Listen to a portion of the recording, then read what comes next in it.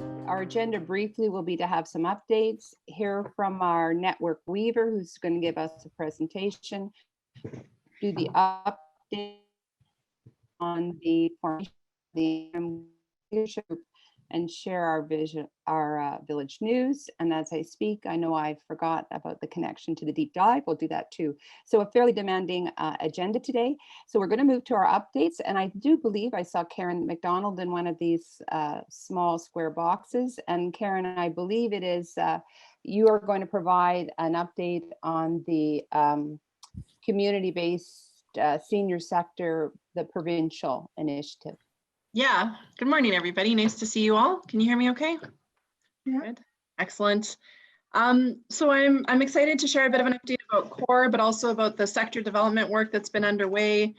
For those of you that are not yet on the CORE Alberta website as a member, I encourage you to sign up. Right now, we have more than 800 members on CORE Alberta that are interested in community-based senior services.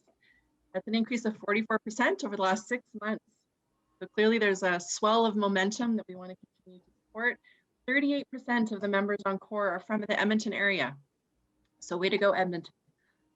That's probably most of you.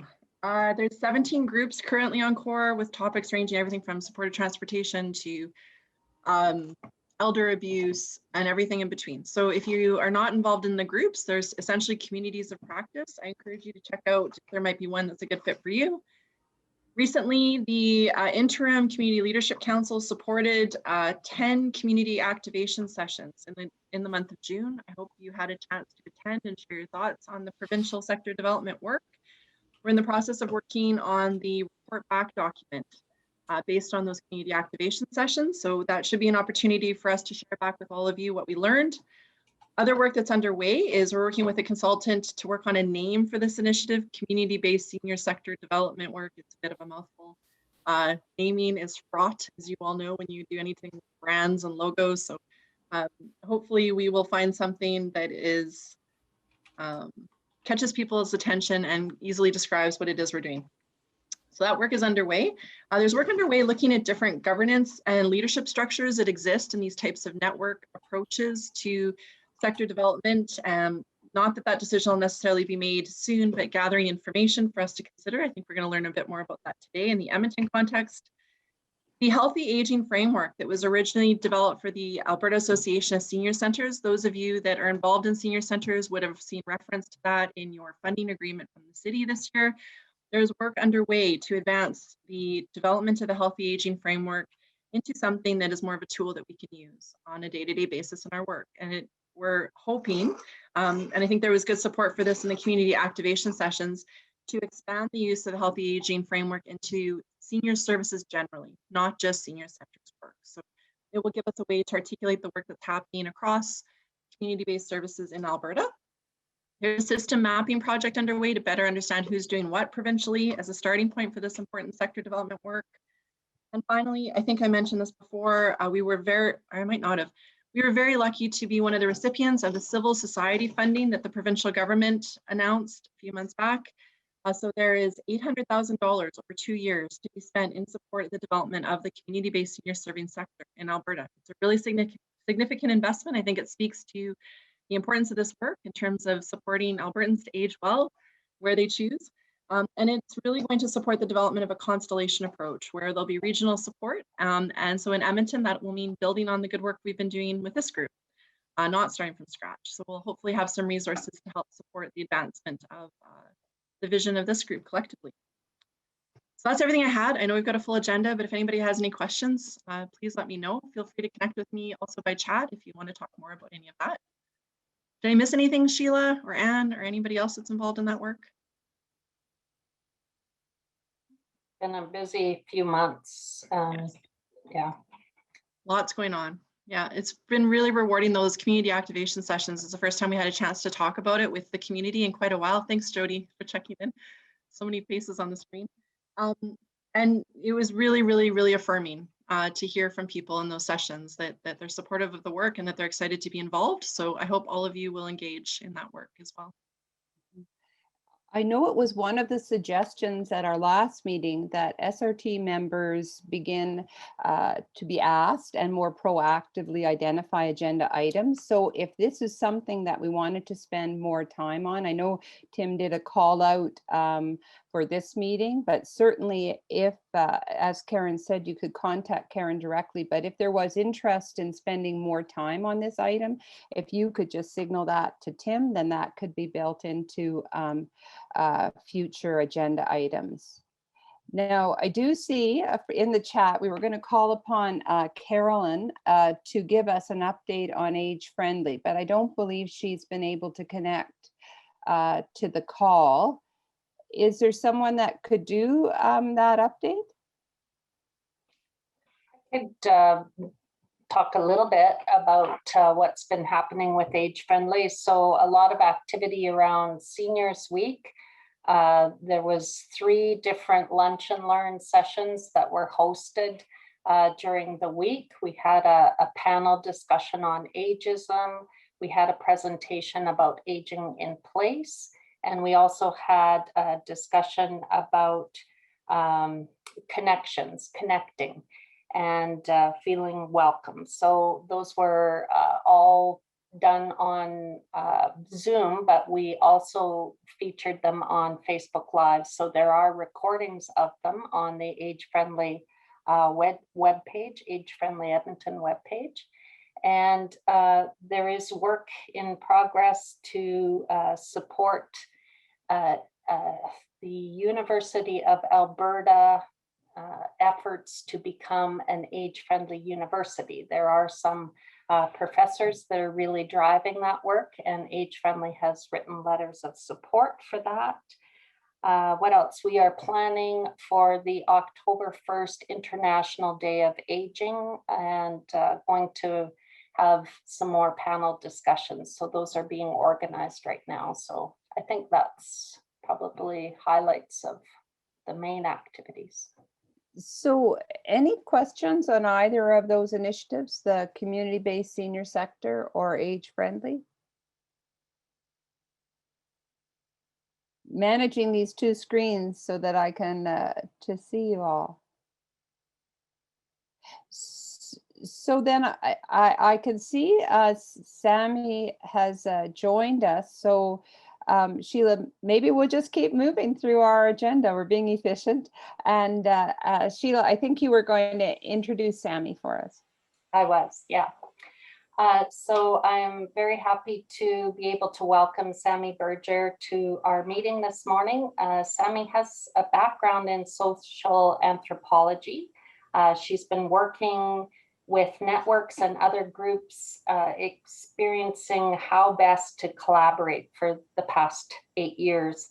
The last 3 years, she has served as the developmental evaluator for the Alberta Nonprofit Network.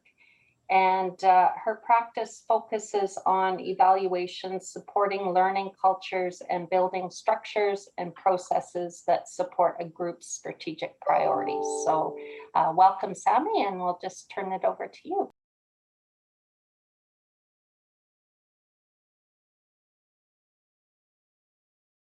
So I note the time, and because the parallels are so strong, I think if we could quickly take 10 minutes or so just to touch base on our deep dive exercise that occurred in May, then take a break and then move through our agenda.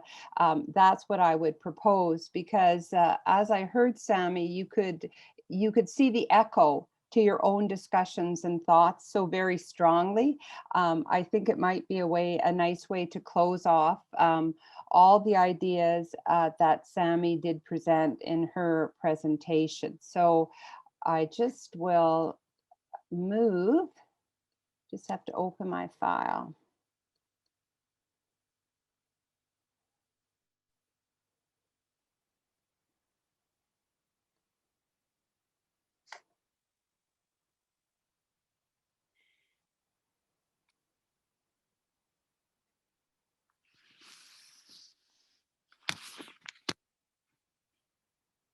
Sorry, I'm just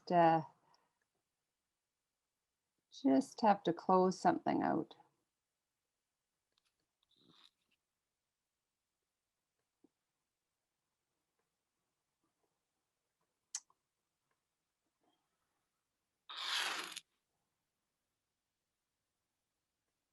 Okay, Tim, it says my screen share has failed. So I will try again. Here we go.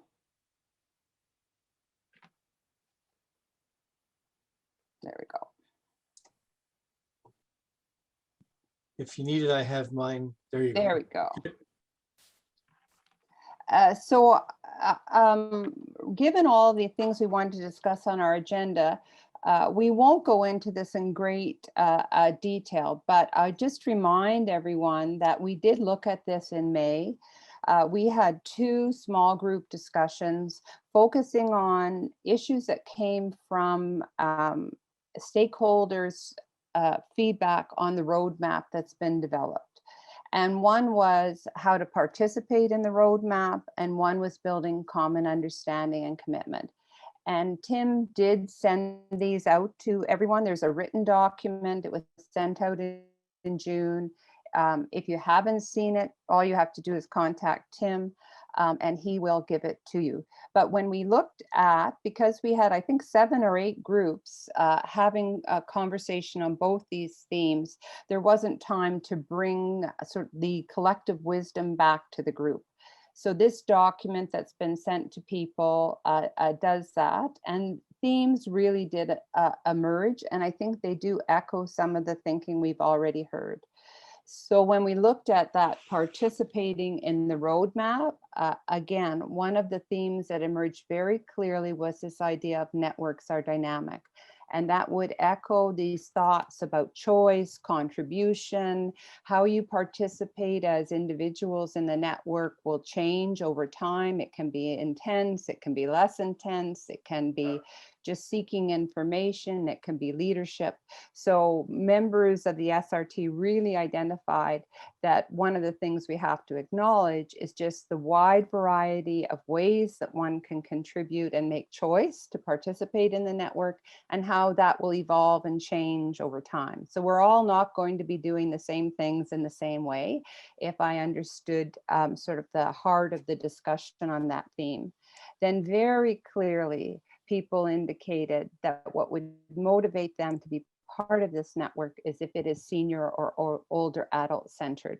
So really the work that is being done, individuals and organizations see direct benefit to older adults. So that's critical for participation as a motivator. The next theme that emerged was all of us around the table have limited capacity, and we really need to think about strategic use of network capacity. So one of the examples I think was discussed was, does everyone have to come to the same meeting all the time? Are meetings the only way we'll do our work?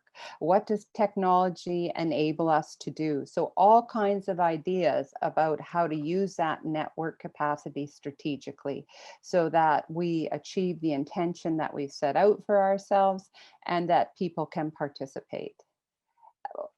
Sami had mentioned form and function, and the 4th theme touches upon that people have acknowledged that there's been work done on process and structure, but at its heart, what will motivate people to participate in the network is, let's be action focused. We want to do things and we want them to benefit seniors.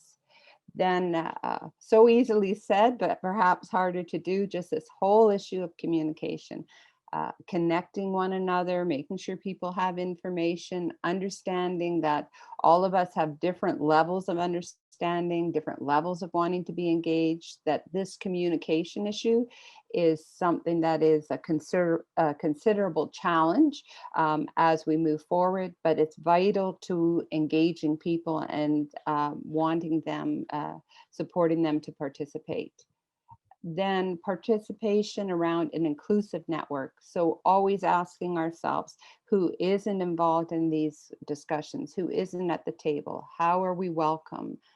How do we address issues of equity and inclusion? So I'm moving fairly rapidly across these themes, but hopefully just if you haven't seen the document, just giving you some sense of what was identified here. And then the last theme was several people said, well, I'm not quite sure how to connect. And it would be helpful for me if there was some ideas for what connection or participation might look like. And I think that stems from the breadth of the network. So for example, if I'm a provincial organization, how do I participate? If I'm not a direct service deliverer for senior services, how do I connect? If I'm a member of the health sector. So depending on people's perspectives, they were just trying to sort out how do they engage. So it was a question asked, so that those were really the 7 themes that emerged. So I'll move to the next area, and then if there was some questions, we could look at them. But as I say, it was primarily just to report back to the group that the theming work that was promised has been done. It's quite, I think, insightful, and it does reinforce that many of you around the table have the knowledge and the understanding around some of the complexities of these issues that Sami was raising. So the second theme was building common understanding and commitment. And again, you'll see 6 themes emerge. So really stressed by participants in the discussion that trust and relationship is critical. That is the heart of an effective network, and that will build commitment. Then people identified, and this links back to this idea of being senior or older adult centered, that for us to choose to use our capacity and energy to make the choice Sami was talking about, that really we need to see and understand network benefits. If I'm involved in this network, what are the benefits that we will achieve but through our common action? Tied to that was, I think, perhaps the word of a common path, a shared understanding of what is our vision, what values motivate us, and then I'd say a fairly consistent ideas in the small groups about we have to have something specific and measurable on our intention. Maybe we are all involved in differently, and not all of us are involved in every goal, but we do have to have some things specific and measurable. And this might tie into some of the discussions today around accountability. I think there was a sense in looking at the discussion groups that it's very important to build on success. And we know in the roadmap feedback that some feel that we have not recognized sufficiently enough the work done to date, and that we are really trying to create a culture of continuous learning. So we are not starting the beginning of the race. We were already well engaged. We have success. We have relationship. We have to keep building upon that in order to get common understanding and commitment. Given our model discussion with Sami, perhaps no surprise that, again, one of the themes that emerged was what is the role of the council, and how do we really ensure that we build stakeholder ownership for the network? So because of the funding channels and the backbone role, I think we've used that word backbone, then it's very important that we're all clear on that. And then I think it was Kim's comments raised this theme. Where does the board fit? How do we ensure board commitment and alignment to this idea that there's a collective intention we're all working towards, which would complement organizational mission and strategic direction? But we need that board commitment. So those were very quickly the themes that emerged. That document is available to anyone who wants it. And if there was the desire amongst some people within the SRT to say, I think it would be useful to have, you know, a small discussion group, or I'd like to look at these themes more deeply, then if you contacted Tim, we would be able to do that. But are there any questions, or does this an observation? Someone says there's something missing that you raised in your conversation in May.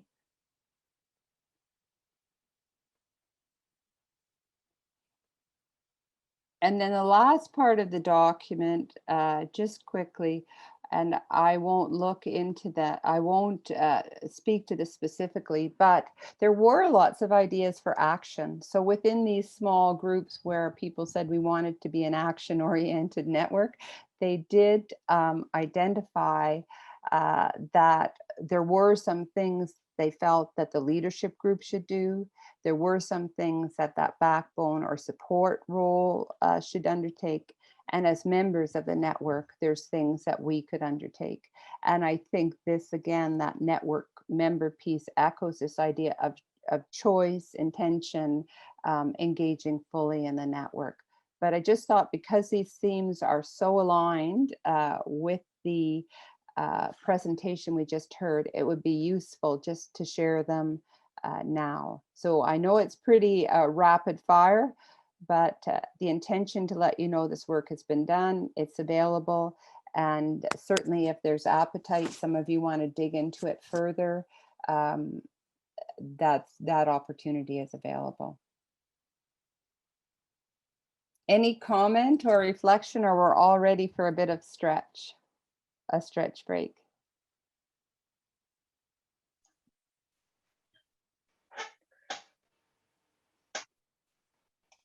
Hearing no protest, then I would suggest that we take, by my time, a 12-minute break, and we return here at 10:45, and we'll move to item 5 on our agenda, which is the update on the formation of the Interim Collective Leadership Group. So if everybody could be back here at 10:45, that would be great.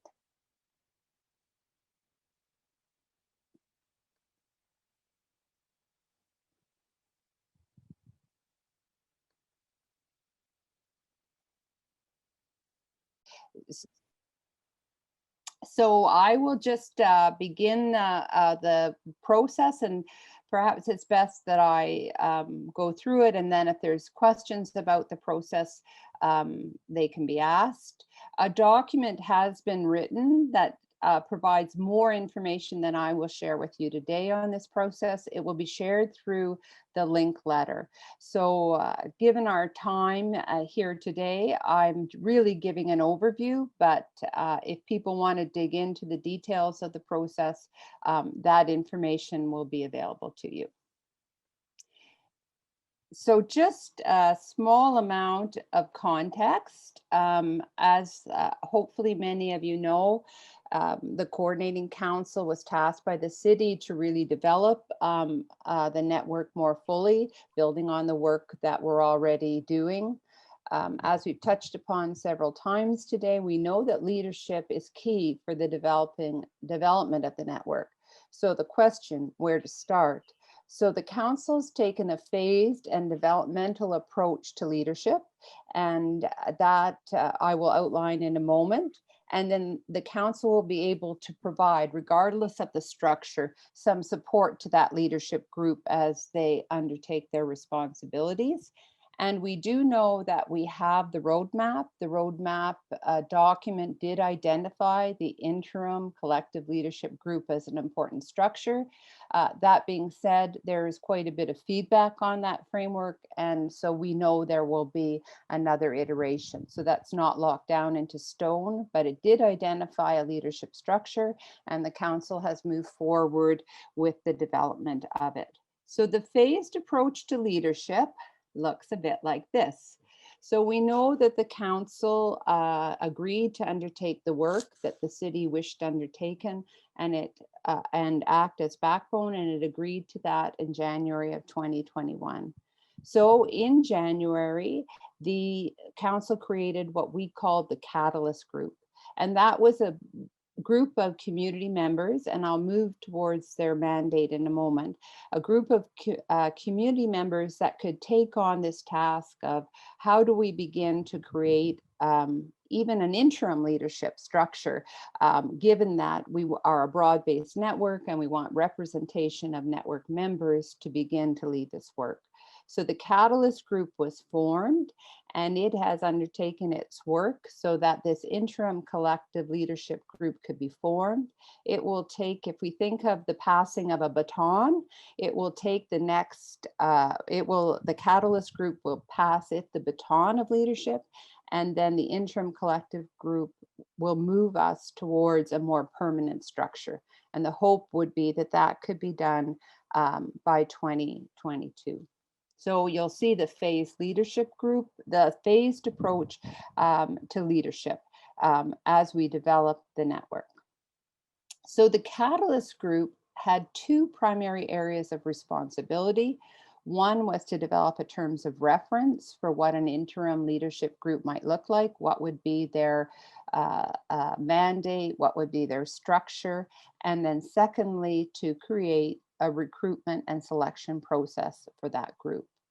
The collective leadership group then takes the baton and it will look at identifying and developing for the network a shared vision, intention, and strategic directions. Where are those common areas of action and alignment that we want to pursue, and to identify what would be the governance structure the network itself wants to develop in an ongoing fashion. So we'll see when we get to the permanent collective leadership group, it's to be determined. We don't know what that will be because together we're going to build it. But the idea was that the catalyst group would identify the function and form of the group and the recruitment process, and then this interim collective leadership group will take us to this formation, in essence, of network intention and how we're going to manage ourselves and govern ourselves over time. So there you'll see the catalyst group did evolve over time, but all these individuals participated in it. Michael Alpern, Anwar Haq, Shelley Kwan, Heather Rowland, Cecilia Sami, Joan Welch, and Mary Whale. So these are all community volunteers. The nucleus started with members of the council, and then they expanded their membership out. Significant work by the Catalyst group because, as we know, we're breaking new ground. So there wasn't, the terms of reference had to be discussed, and considerable discussion took place and the process developed.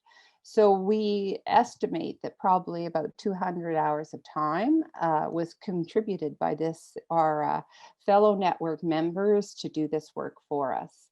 The group did call upon the expertise of the Center for Race and Culture, because equity and inclusion was something that through our discussions as a network, we've identified as very important. And so the terms of reference and the process used were vetted through that group, and some refinements were made given their feedback. And then it echoes what Sami, I think, said.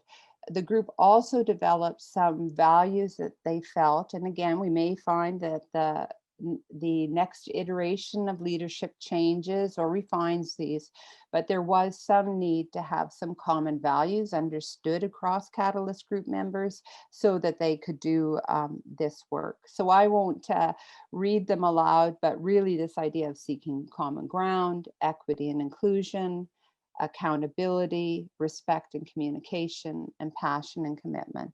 So those ideas were sort of embedded as the Catalyst group took on the tasks it was responsible for.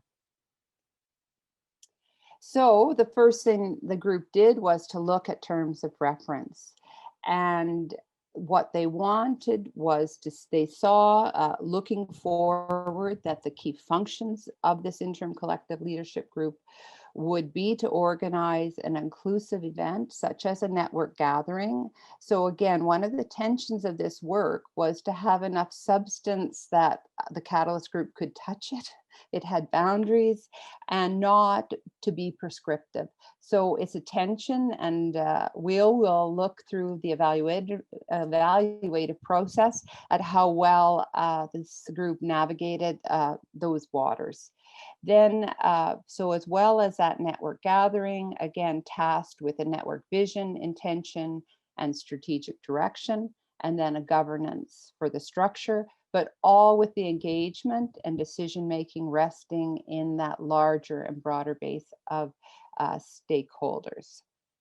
So the group decided in terms of basic structure, 9 to 11 members. So 9 members to be formed, no more than 11.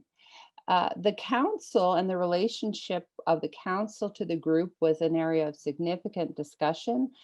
As many of you know, members on the council board come from community. They represent organizations. So the tension between not wanting to limit participation, but also wanting to clearly say this is not a council enterprise. So the decision was made that anyone, of course, could apply, express interest to the process, but no more than 3 board members could be on the group. That would be in trying to balance interests and influence. That was the decision the group made.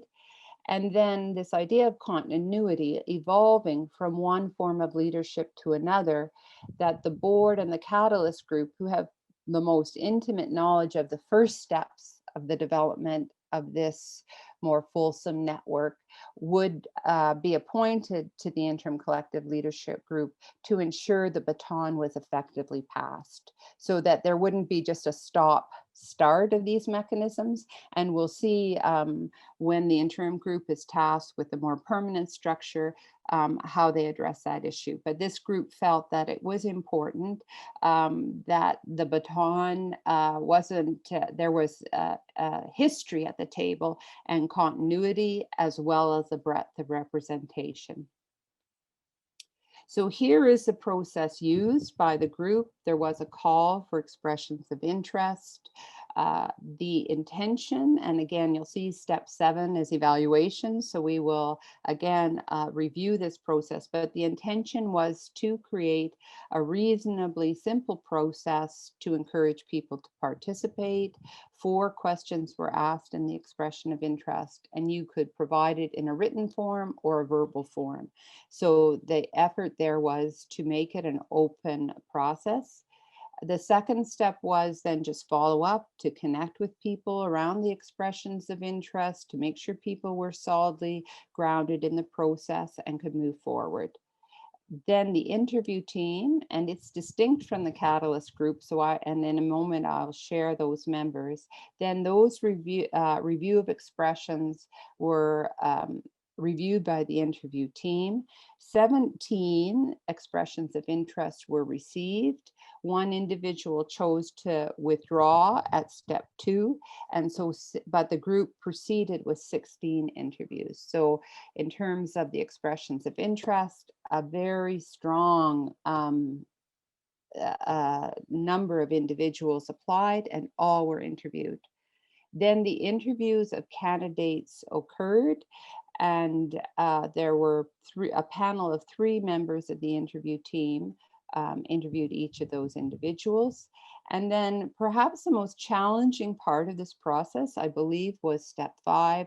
So because of the intention of the network to want to have the breadth of stakeholder representation, then the issue of identifying a balance of stakeholder interests, experiences, skill bases had to come into play. And the fact that there were 16 very interested, engaged individuals who wishes to participate, and 9 available seats in the group. So this created quite a bit of challenge. Then 6 is the appointment and announcement of the Interim Collective Leadership Group, which has today is part of step 6. And 7 will be an evaluation of this process. So all the interview team and all 17 expressions of interest will be contacted to participate in an evaluative process. So we keep building out that culture of learning, and there's acknowledgement that there's learning to be done. So, but this was the process used. So how did they create the interview team? So the 4 members of the Catalyst group agreed to do the interviews, and they were Anwar, Heather, Sushila, and Joan. Then the sense was, when the group looked at interviewing, that there was some need to strengthen that recruitment and selection expertise. So the 4 Catalyst members had a good understanding of vision and intention for the network, but wanting to have strength of that HR, for lack of better words, function. And very generously, 2 members of the Alberta Community Support Network volunteered their time, Nancy McCalder and Karen Silto.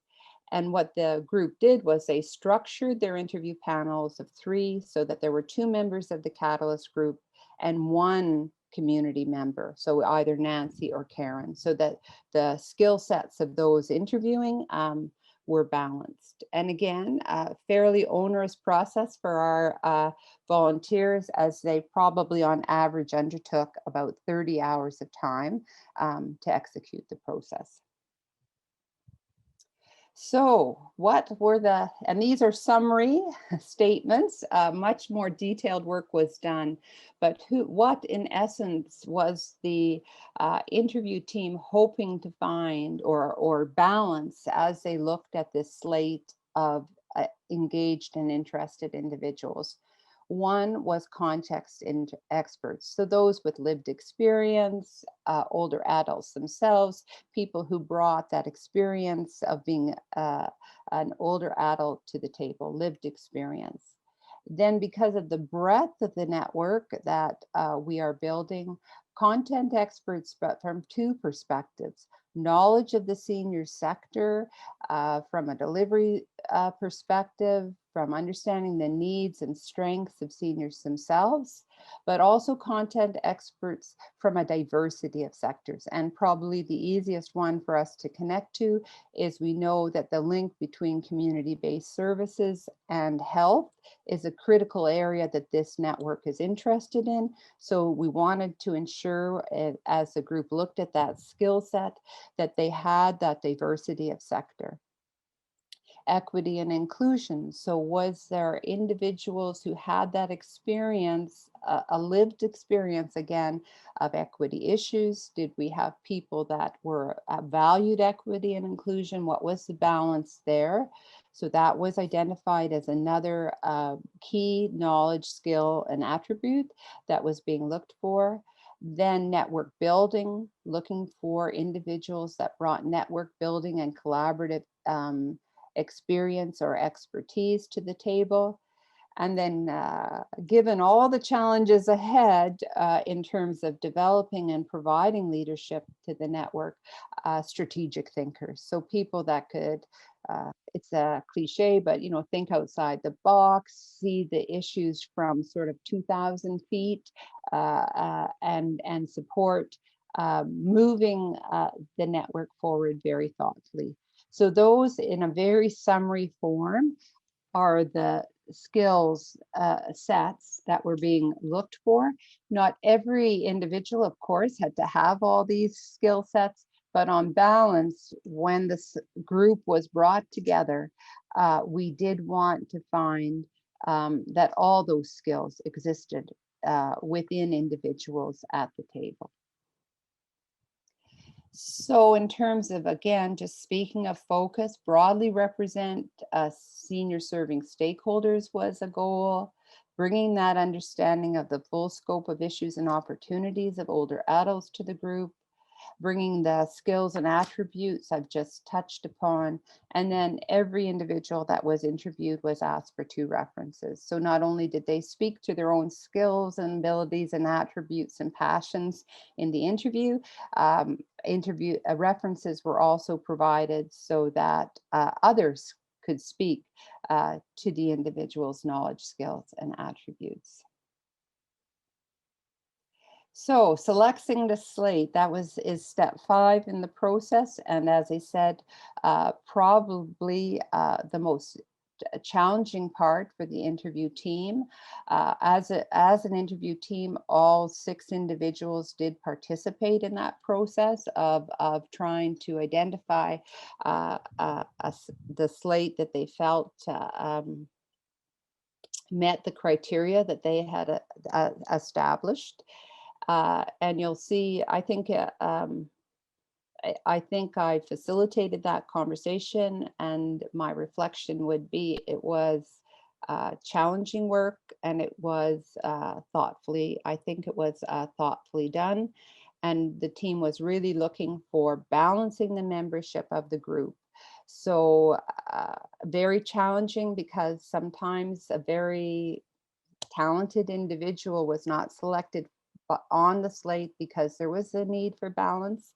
And so, for example, one of the hard decisions was, in more than one case, there were two individuals from the same organization, and the team decided that only one individual would be selected from an organization. So not an easy process, but a job that was undertaken by the group on our behalf.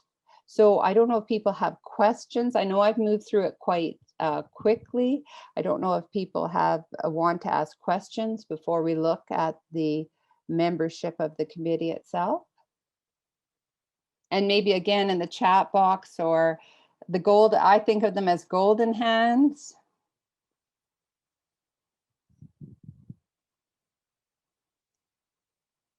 So I have seen applause. oh, sorry. Look, I moved. I better just, it's like that. I have a child that talks about the big reveal whenever she's going to do something that's very important. So I'm going to turn it over to Anwar. I'll put the names back up on the screen. But Anwar Haq, who is a member of our interview team, he's one of those individuals that contributed hours both to the Catalyst process and to the interview team. He's going to announce the slate, and I'll share it with you now. Oh, although you have already revealed the name, but before going into the names, and although you have put the names for the selection committee as well, I would like to thank the selection committee again because of their immense number of hours and effort they put throughout the process. Secondly, before again going to the names, I would like to thank every single applicant who put their application or intention for this interim leadership group, because as someone who was part of quite a few of these interviews, it was fascinating to talk to these community leaders, and it was an honor to interact with them, because everybody was so passionate about making an impact in senior sector. And as you mentioned during your presentation, that it was such a difficult decision for picking and choosing 9 names out of these 16, because everybody was so passionate about the cause and whatever we want to achieve, they wanted to be part of that journey. Okay, so the names are already on the screen. The 9+2 members that we have is Michael Alpern. Michael came from Catalyst Group. As Anne mentioned, it is because of the continuity of the work that we have been doing. Then Jan Beetson, Jan Colson, Karen Chan, Al Colden, Nigel Kell, Herong Liang, Karen McDonald, Marlene Mulder, Jennifer Jenga, and Mary Wales. Mary is our co-chair for ESCC board. Again, we had this option of putting one member from the board, or nominating one member from the board to this committee. I'm really excited to see all these names, because these are the people that I have interacted, almost all of them, very passionate and impactful community leaders. So congratulations. And I'll just point out that the small blue box beside Earl's name has no significance except to point to the skill of the human being who created the list. So just so that you know, he's not more special than the rest. He will be an equal contributor to the process. And I can't explain why the little blue box is there, but I can take care of that. So this would be the slate. Further information on the backgrounds of all of these individuals will be shared. But as I've said, because what is that? If we were in the newspaper business, the deadline, we have just got to deadline. All we could do today is just share this information. I know if people who are, if anyone is here on this group and wants to just say hello quickly, if you just say a word, your picture will flash before us, I think. I'm not sure who's been able to attend. I know we have vacation schedules and other things, so I know not everyone is on the group, but I don't know. So I think that's Jan is with us. Hi. Earl's here. Earl's here and Nigel is waving. I can see some of you I know and some of you I don't. Haidong is here with us. I think Michael has been on the call if he's not still on the call. But so really this is a work in progress. So you will get significant information about each of these individuals. For the individuals on the list, you will be contacted about the first steps of the process and the orientation. And then just one more slide to share before we can open it up to conversation, because I think again, so where are we now? So the interim collective leadership work groups work begins because it is a developmental approach to the Catalyst group.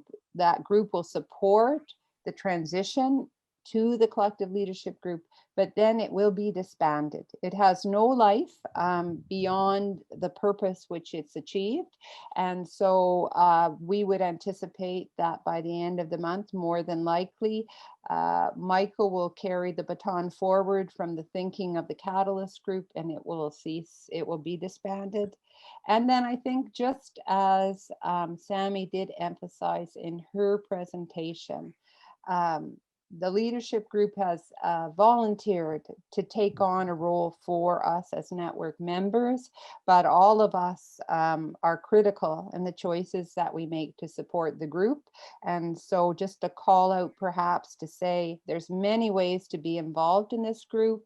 For those who were not successful candidates, deep appreciation and the hope that you'll channel your passion into one of the other opportunities that exists, because your contribution and the leadership you could provide to support the network are appreciated.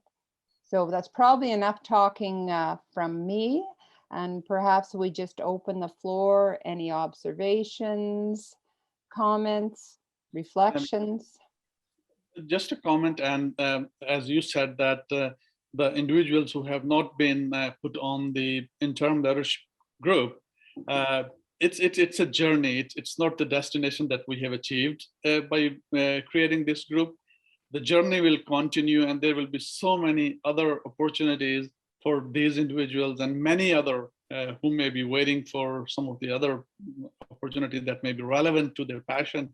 There will be more. So please don't get disheartened, because we cannot achieve what we want to achieve without each one of you with us.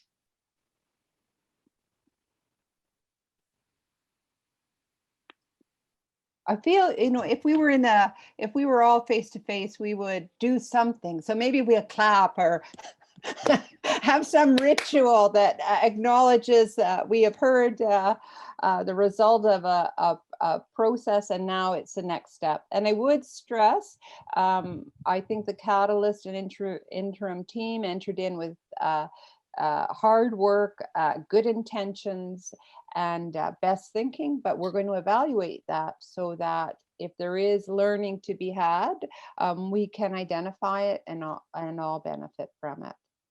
Yeah.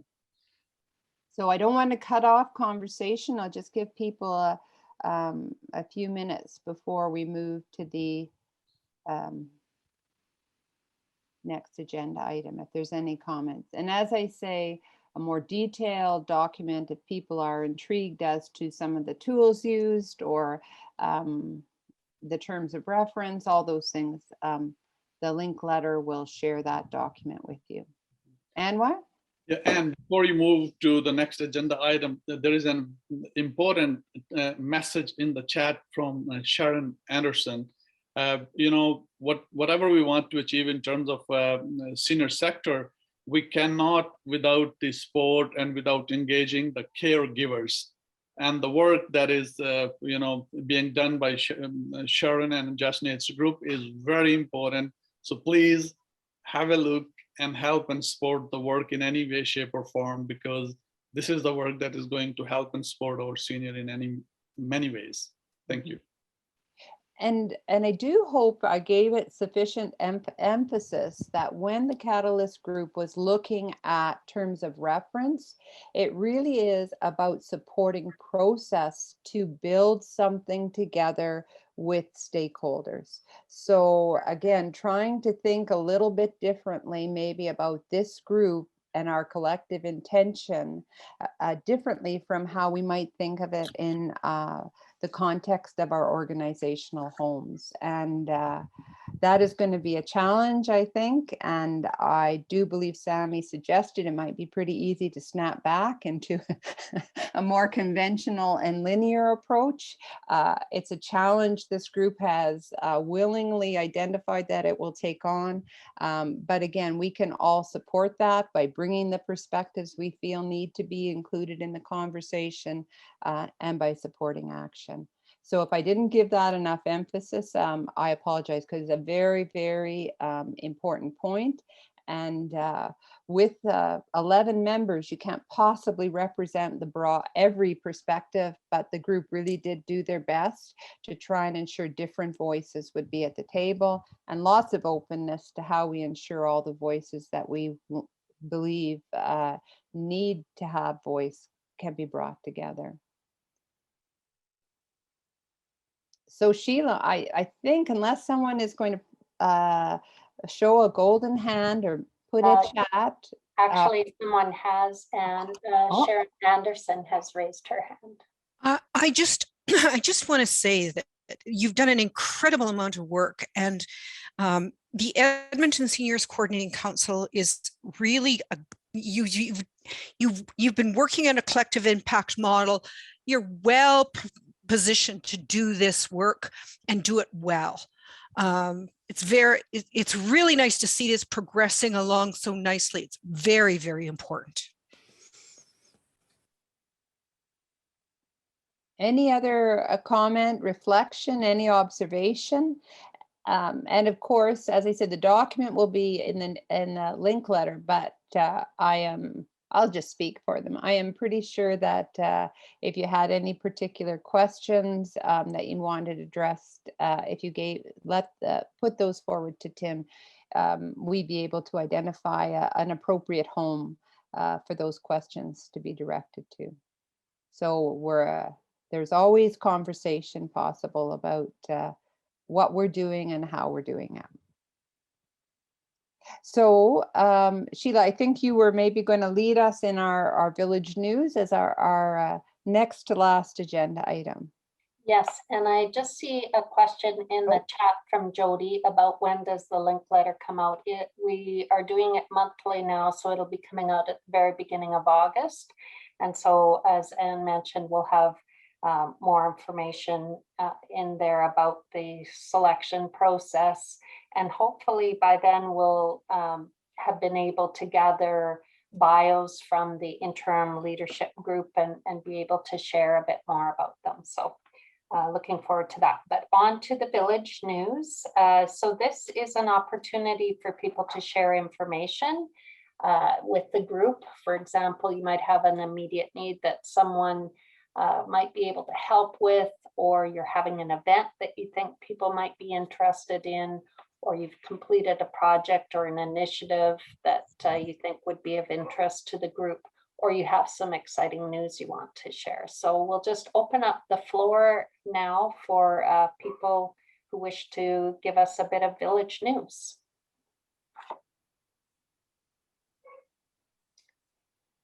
Angus, do you want to share your comment to everybody? Sure. Give a bit more info. Sure. So we have a summer series running for July and August. 2 of them have already gone, but it's an interactive, informative series on a number of topics related to caregiving and to care recipients, running from dealing with grief and loss to dealing with guilt, to communicating needs, a little little fun in there as well, like color therapy, how that can affect your life and maybe make things better for you. And that's running every Tuesday morning at 10 a.m. until the end of the summer. And I put the registration link in the chat box. You're welcome to attend. Great, thank you, Angus. Sharon, did you want to speak to the item that you'd put in the chat box before we go on to Jody? Sure. We're doing a survey of Alberta caregivers. We did one in last summer in July of 2020. And this one is not a repeat. It's not longitudinal research. Again, we're just surveying family caregivers generally.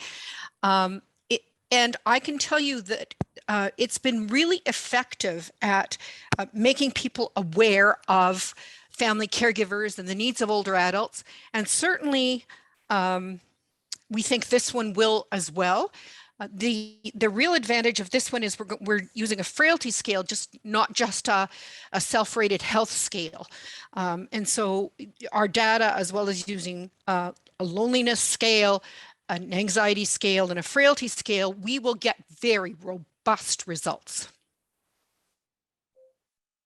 So please share the survey with family caregivers, with people that work with family caregivers. Share it widely, please. And you've got my email address and phone number if you need paper copies. Great, thank you, Sharon.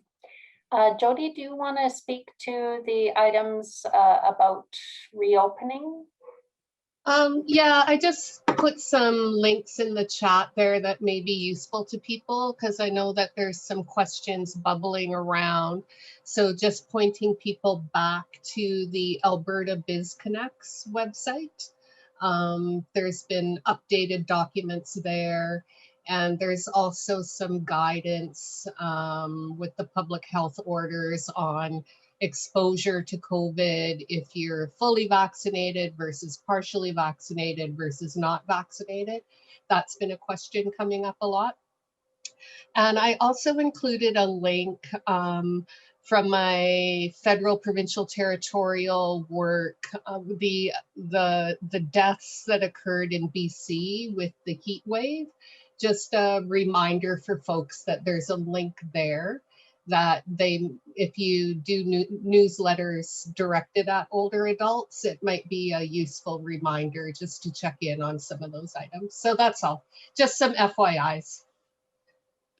And a question for Sharon, is the survey that's underway right now, is it new? Did it just start recently? There's been so many surveys. I just wasn't sure if we've promoted it before. We did one in 2020. This one is brand new. We've just released it and it goes until August 31st.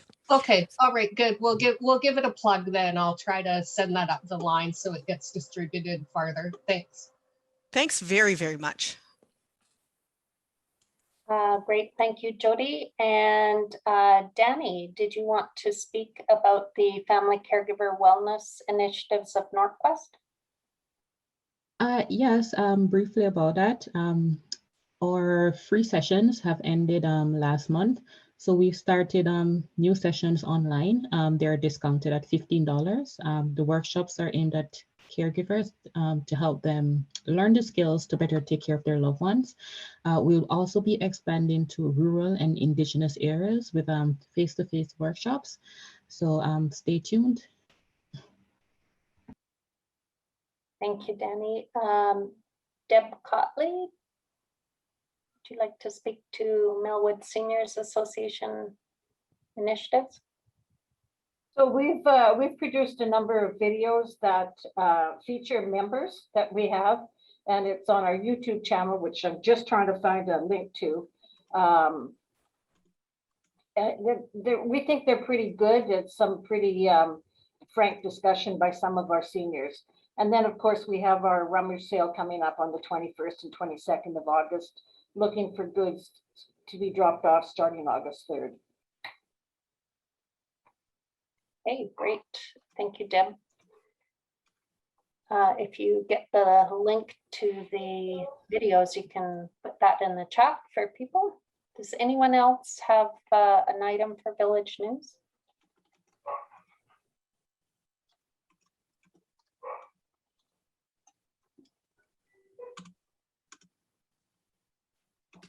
So does that take us to our last, I'm not trying to cut off conversation, but unless I hear strong protest, I'll move to the last agenda item.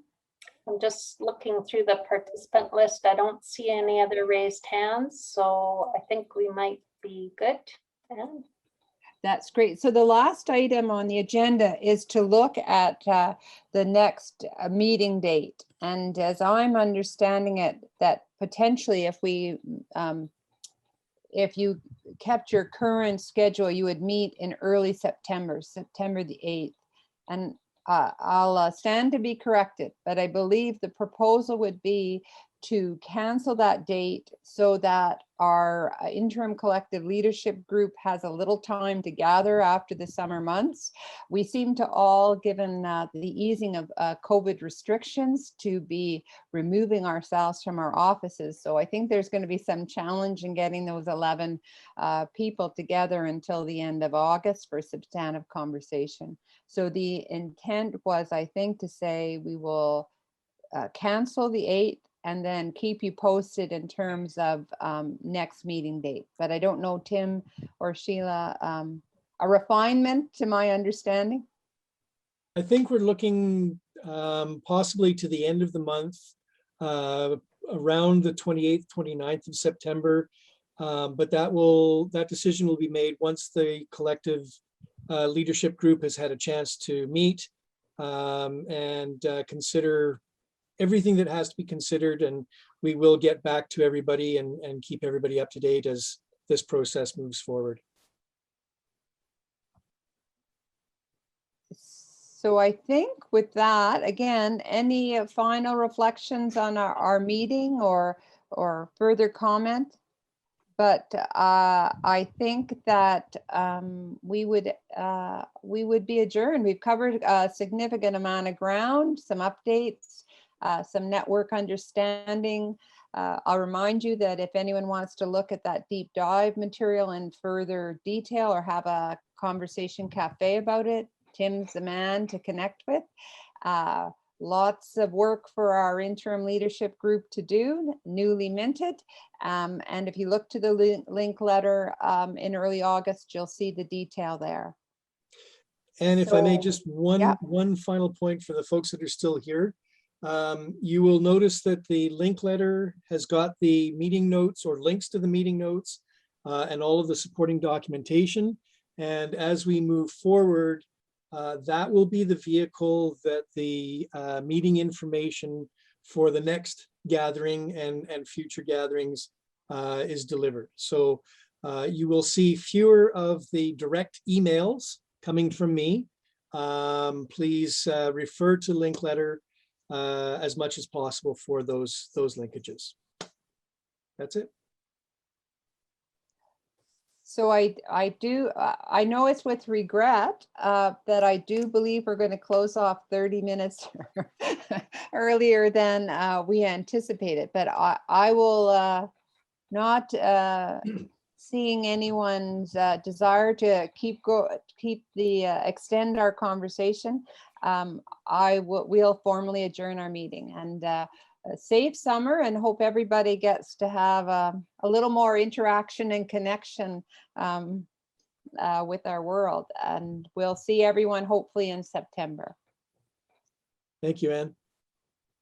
Take care. Thank you.